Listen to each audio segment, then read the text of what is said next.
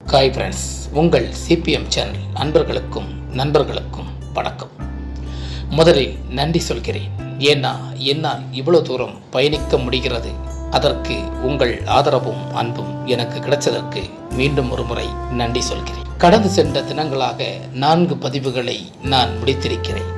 பெண் டைரி என்ற உண்மை சம்பவமான அடிப்படை தலைப்பில் என் 5வது பதிப்புக்காக சொல்லப்போகும் எதிர்பாராத திருப்பங்கள், மிரள வைக்கும் ஒரு மரணத்தின் பிழிகள், வழிகளோடு கடந்து வந்த சரித்திர கனவுகள் உங்கள் முன் காத்திருக்கிறது. தொடர்ந்து ஆதரவும் சப்போர்ட்டும் தேவைப்படுகிறது. நம்ம வீடியோவை தொடர்ந்து பார்க்க மறக்காம ஒரு லைக், ஒரு கமெண்ட், ஒவ்வொருத்தரும் ஒரு சப்ஸ்கிரைப் பண்ணுங்க. அன்பும் ஆதரவோடு வாங்க ஃப்ரெண்ட்ஸ், வீடியோக்கு போலாம்.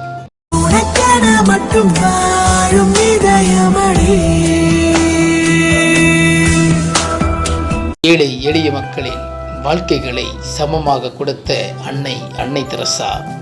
உருவம் குலையும் வரை மக்களை வீழ்ச்சியில் காப்பாற்றியவர் அன்னை தெரசா. வாழ்வில் சுவரொன்று இருப்பதை கண்டுபிடித்தவர் எளிய மக்களை சுவரால் அடைத்து கொண்டது அதற்கு விடிவு கொடுத்த அன்னை தெரசா. இது ஒரு வரலாற்று பெண்மணியின் சரித்திரம். அதுபோன்று யாரையும் துன்படுத்தாமல் வாழ்ந்த ஒரு பெண்ணின் கதைதான் பெண் டைரி என்ற தொகுப்பு. என் உதடுகள் உங்களுக்கு சொல்லப்படுகிறது. கதைகேளு, ஒரு இதமான கதைகேளு.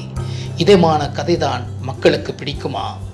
கண்ணீர் கரைந்த கதைகள், அதாவது வரலாற்றின் ஒருத்தியின் விலைமதிப்பான உயிர் அறியாத பல மனிதர்கள் மத்தியில் தெரிய வேண்டாமா? அவள் என்ன ஆனாள் என்று? அதுதான் கதை கேளுங்கள், சொல்கிறேன் நான். இன்று ஒவ்வொரு வீட்டிலும் ஒரு பெண்மணி இருப்பாள். அவர்களை தற்காத்துக் கொள்வது நல்ல ஒரு காவல்தான் இந்த நாவலின் கதை.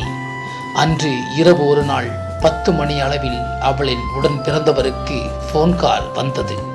அந்த ரிசீவரின் கதை அண்ணா என்ற குரல் முடக்கப்பட்ட அவள் வார்த்தைகள் அன்றுதான் பிரகாசமாக ஒலித்தது.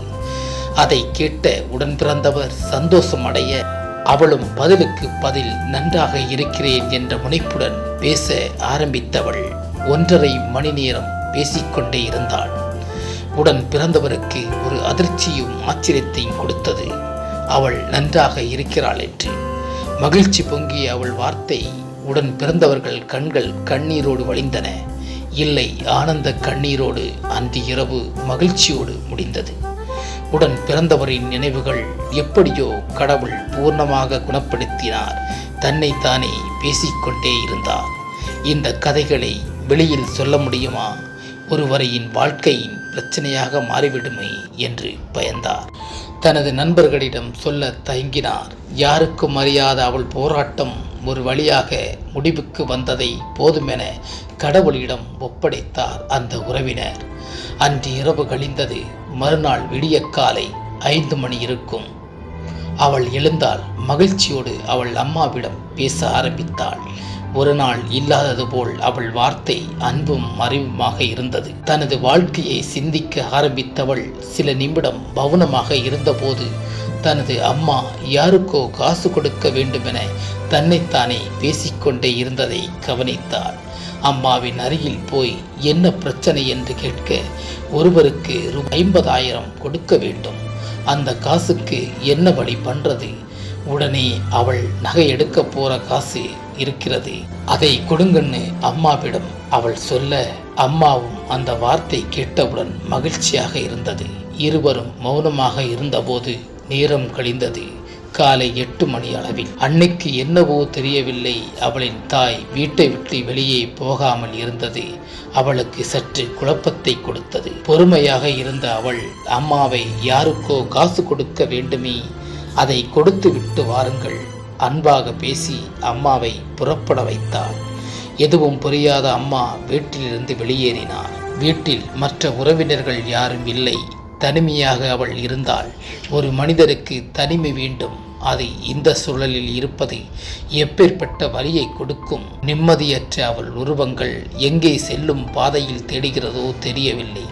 அந்த நேரத்தில் நிச்சயமாக கடவுளுக்கு தெரிந்திருக்கும் அங்கு என்ன நடக்கப் போகிறது என்று. காலை 8:30 மணி அளவில் ஆட்கள் கூட்டத்தோடு இருந்த அம்மாவிடம் ஒரு குரல் ஒலித்தது. அந்த குரலை கேட்ட அம்மா துடிதுடித்து போக வயதான பெண்மணியால் என்ன செய்துவிட முடியுமோ தெரியவில்லை. ஆனால் பதறியடித்து ஓடினார் அம்மா. ஏதோ ஒன்று நடந்துவிட்ட நினைவுகள், என்னவோ நடந்துவிட்ட கனவுகள். வீட்டு வாசலில் காலெடுத்து வைத்த அம்மாவுக்கு ஐயோ எல்லாம் முடிந்து விட்டது என்று ஒரு உரைக்கும் குரலோடு, பாதி உயிரோடு எரிந்த கனலோடு, போர்வைக்குள் துணியில்லாத காட்சியை கண்ட அவள் அம்மாவுக்கு மறுமுனையில் மிச்சம் இருக்கும் உயிரை காப்பாற்றி விடலாம் என்று அரசு மருத்துவமனைக்கு அவளை கொண்டு செல்கிறார்கள். அங்கு 3 நாட்கள் உயிருக்கு போராடி கொண்டிருக்க, எரிந்த முகத்தோடு கரிந்த உடம்போடு உருவம் சேர்ந்த அவளின் கனவுகளெல்லாம் சாதனைகளெல்லாம் கலைந்துவிட நேரம் நெருங்கிவிட்டதோ அன்று அத்தனை உறவினர்களும் ஓடி வந்தனர். இருந்த வலிகளை விட உயிருக்கு போராடிய அவள் தற்கொலை பயணம் ஒரு கிராமத்தையே உலுக்கி போட்டது. அவள் தோழிகள் யாரும் காண வரவில்லை. மரண பிடியிலும் தனிமை சந்திக்கிற இந்த உலகத்தில் முதல் பெண்மணி இவதான்.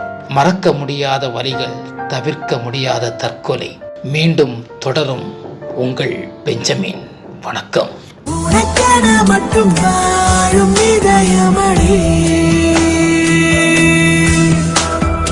குறிப்புகள்: ஒவ்வொரு வீட்டிலும் விலை மதிப்பானது உயிர் மட்டும்தான். அடுத்து என்ன நடக்கும், நடக்கப் போகிறது எனக்கு தெரியும், உங்களுக்கு தெரியுமா? காத்திருங்கள்.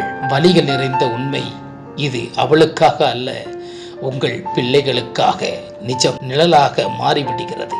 அடுத்து வருவோம், சந்திப்போம். வணக்கம். மட்டும் வாழும் இதயமடி.